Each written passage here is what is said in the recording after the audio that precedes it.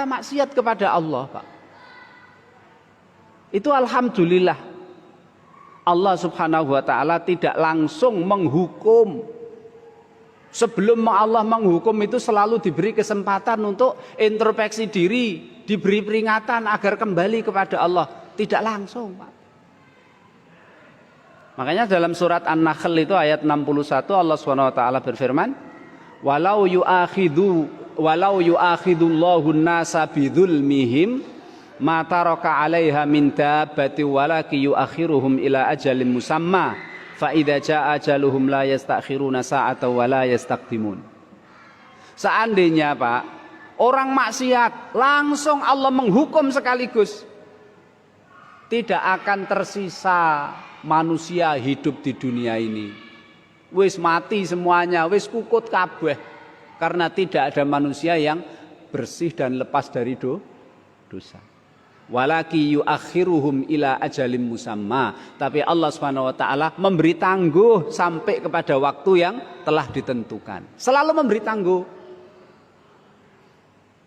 Kemudian ayat lain yang senada dengan itu surat Fatir ayat 45. Walau yuakhidullahu an-nasa bima kasabu ma taraka ala dhahriha min dabbati walaki yuakhiruhum ila ajalim musamma. Fa idza jaa ajaluhum fa innallaha kana bi ibadihi basira. Gitu, Pak. Berapa banyak, Pak, saudara kita yang enggak sholat itu kalau langsung mati? Masya Allah. Ya. Oke lah, alhamdulillah kita sholat terus. Nah, kalau seandainya ada orang yang grendengi wong tonggo ini langsung mati, Pak. Nah, kita ya mati kabeh ini semuanya. Atau langsung sakit, langsung petil lidahnya, naudzubillahi min dzalik, wis petil kabeh lidahnya orang itu kalau memang Allah langsung memberi hukuman. Itu kalau maksiat kita, kefasikan kita dengan cara melanggar aturan Allah, hak-haknya kita langgar. Ya. Dan Allah Subhanahu wa taala, Pak, selalu memberikan peringatan agar tobat. Kadang-kadang memberikan sakit, kasih sakit supaya sadar. Kasih musibah supaya sadar gitu. Nah, semoga kita, Pak, ya, kalau kita berusaha menjadi orang yang bersih tanpa dosa, ya enggak mungkin toh, Pak. Wong jenenge manusa itu menus-menus wis mesti tahu nglakoni dosa. Ning kita berharap semoga Allah Subhanahu wa taala ketika memberikan kita berbuat maksiat terus enggak sadar, lupa, malah berlarut-larut. Semoga ketika Allah memberikan kita peringatan, kita tersadar. Akhirnya segera kembali kepada Allah. Dan itulah watak aslinya bapak kita Nabi Adam alaihis salam. Beda dengan watak iblis. Watak iblis itu kan, Pak, ketika melanggar perintah Allah itu kan bukan malah kembali kepada Allah, tobat kepada Allah, taubatan nasuha, minta ampun. Enggak, nek iblis, Pak, itu. Alhamdulillah bapak kita bukan iblis, bapak kita Nabi Adam. Iblis itu ketika disuruh oleh Allah, wa idqulna lil malaikati isjudu li adama fasajadu illa iblis aba wastakbara wa kana minal kafirin. Ketika disuruh sujud kepada Nabi Adam, sujud bukan ibadah tapi sujud hormat. Dia enggak mau sujud. Akhirnya Allah murka melaknat dia, bukan malah minta ampun tapi malah bilang, Rabbi andirni ila yaumi yub'atsun. Ya Allah, berilah aku tangguh, berilah aku kesempatan hidup ora mati-mati sampai hari kiamat. Mau digunakan untuk menyesatkan manusia sebanyak-banyaknya. Naudzubillah, Pak. Wis ngerti nglakoni dosa kok malah ra sadar. Alhamdulillah kita ini bukan anak turunnya iblis, ning anak turunnya Adam. Anak turunnya Adam ketika dia tergoda akhirnya makan buah di surga larangan itu kan, Pak. Kan dia terus Rabbana dzalamna anfusana wa illam taghfir lana latarhamna lanakunanna minal khasirin. Ya Allah, dzalamna anfusana, aku ngaku ya Allah, aku telah melakukan perbuatan dolim, melanggar hakmu, melanggar laranganmu. Wa illam taghfir lana, berilah aku kasih sayang, ampunilah aku. Kalau engkau tidak memberikan kasih sayang kepadaku dengan mengampuni aku, lanakunanna minal khasirin, pasti aku akan menjadi orang yang rugi ya Allah. Itulah Itu watak bapak kita, Pak. Alhamdulillah. Sehingga marilah kita mengikuti watak bapak kita yang asli itu. Dan semua orang memang bapak dikasih peringatan. Sebelum Allah menghukum orang itu, dikasih peringatan dulu. Contoh Pak ya, contoh. Orang-orang munafik yang hidup di zaman Nabi itu Pak. Sebelum Allah Subhanahu wa ta'ala mentakdirkan dia itu mati dalam keadaan munafik. Ucapannya Islam, perbuatannya Islam, tapi hatinya kafir. Sebelum sampai ajal mereka mati dalam keadaan munafik yang nantinya akan masuk neraka, innal munafiqina fid darkil asfali minan nar, itu Allah kadang-kadang Pak memberi peringatan untuk mereka sadar, tapi mereka nggak mau sadar itu loh Pak. Na'udzubillahi min dzalik. Dalam surat At-Taubah ayat 126 Allah berfirman, awala yarawna annahum yuftanuna fi kulli amin marratan aw marrataini tsumma la yatubuna wala hum yadzakkaru. Tidaklah wong-wong munafik itu sudah menyadari bahwa mereka itu diuji oleh Allah itu kadang-kadang setahun sekali, setahun dua kali. Musibah ya lara, Pak yo kecelakaan. Mereka pura-pura melu perang bersama Nabi merangi wong kafir. Yo luka. Kadang-kadang mereka nandur Pak, nanem yo ora panen. Kadang-kadang mereka dagang tuna rugi. Dikasih peringatan Pak. Kadang-kadang mereka diperlihatkan Rasulullah dengan sahabatnya menang. Mbok yo mikir gitu, kok menangan yo kaya apik, mbok yo ikut gitu loh. Enggak Pak, orang munafik itu. Kok Rasulullah luar biasa akhlaknya begitu, sahabatnya juga Masya Allah. Kalau menolong orang tulus, ikhlas, tidak ada pamrih. Mbak ya itu dijadikan peringatan. Terus aku tak melu, timbang aku melu, lesanku melu, perbuatanku melu, hatiku ra melu, mendingan aku tak melu lah. Lahir batin aku. Mbak ya gitu, tapi mereka summalayatubuna walahum yadzakkaru. Mereka enggak sadar Pak. Akhirnya mati dalam keadaan munafik. Na'udzubillahi min dzalik. Bapak Ibu saya hormati, kenapa sih Allah itu Pak kalau kita langgar perintah larangannya, maksiat yang langsung berkaitan dengan hak Allah Subhanahu wa taala, kok Allah tidak langsung menghukum kita? Karena Pak, ibadah kita kepada Allah itu manfaatnya enggak kembali kepada Allah kok. Haknya Allah kita langgar. Allah ngelarang kita nyolong, terus kita nyolong. Allah ngelarang kita berjudi, terus kita judi. Allah ngelarang kita berzina. Na'udzubillahi min dzalik, terus kita zina. Kekuasaan Allah, kemahabesaran Allah itu tidak akan berkurang. Wong Allah nyuruh kalian ayo melakukan kebaikan, itu manfaatnya untuk kamu, enggak akan kembali kepada Allah. Ketika kita melanggar haknya Allah, maksiat kepada Allah, kon salat ra gelem salat, kon poso Ramadan ra gelem poso, kon zakat malah pelitnya minta ampun. Itu tidak akan mengurangi kerajaan Allah, kekuasaan Allah, kemahabesaran Allah, enggak. Makanya ketika kita maksiat itu ya Allah tidak langsung menghukum. Karena Allah sugih dewi. Nah, ini dinyatakan oleh Allah Subhanahu wa taala Pak dalam sebuah hadis qudsi. Hadis diriwayatkan oleh Imam Muslim dari seorang tabi'in namanya Abu Idris Al-Khawlani. Imam tabi'in ini mendengarkan hadis ini dari sahabat Abu Dzar Al-Ghifari. Rasul sallallahu alaihi wasallam bersabda, Allah Subhanahu wa taala berfirman. Berarti ini hadis qudsi. Mari Pak, mari kita melihat bagaimana maha besarnya Allah dan kecilnya kita ini.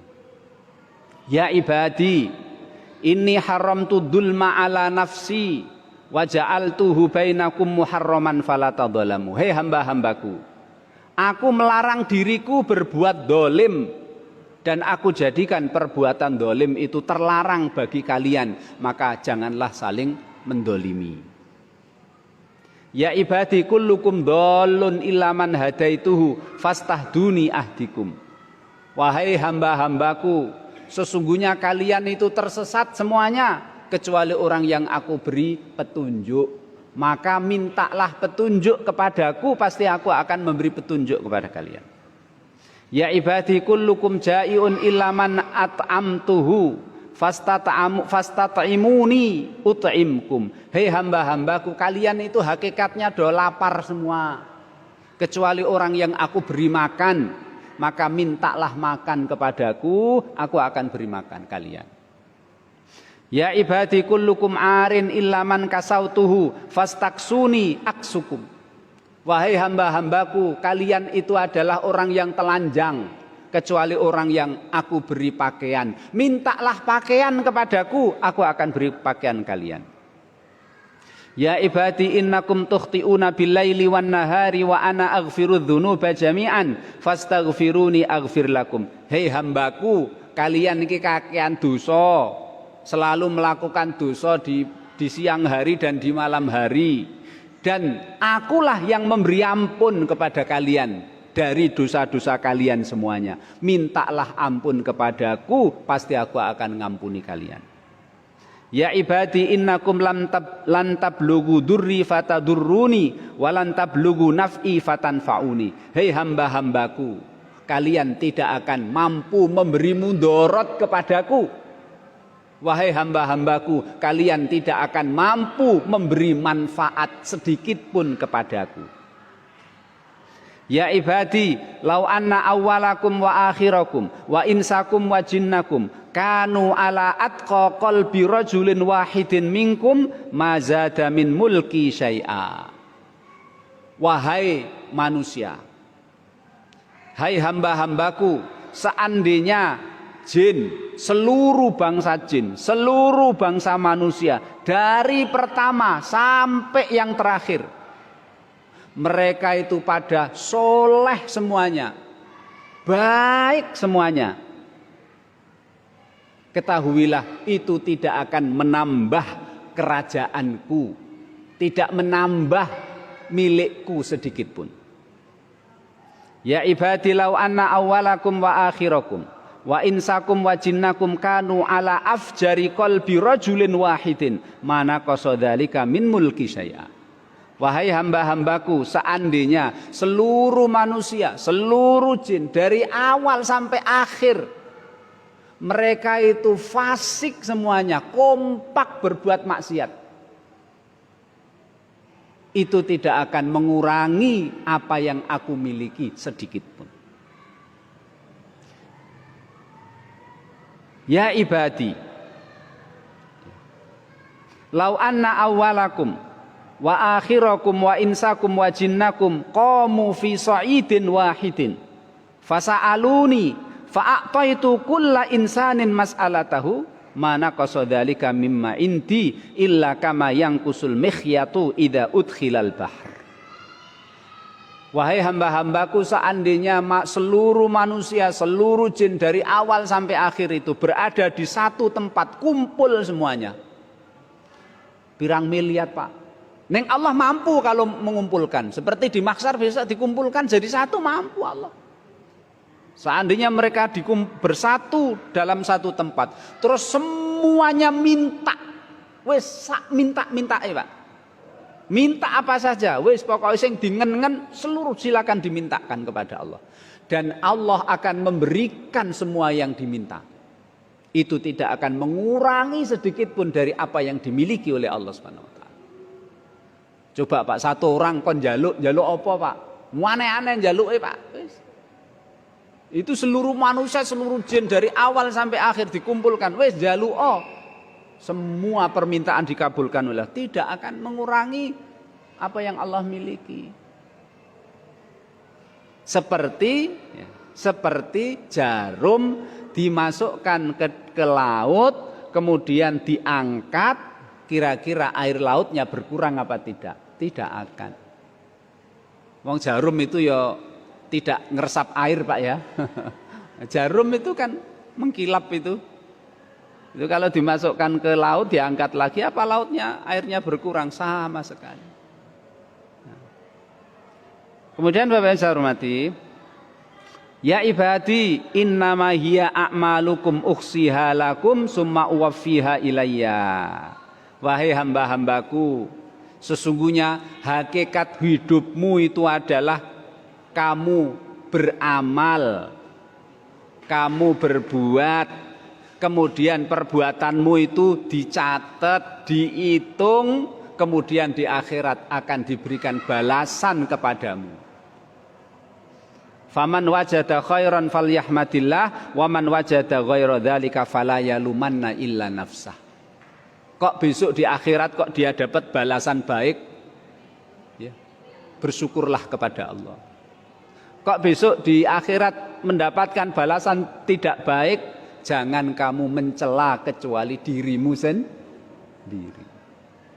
Ini kan berarti kan memang hidup ini bebas Pak ya.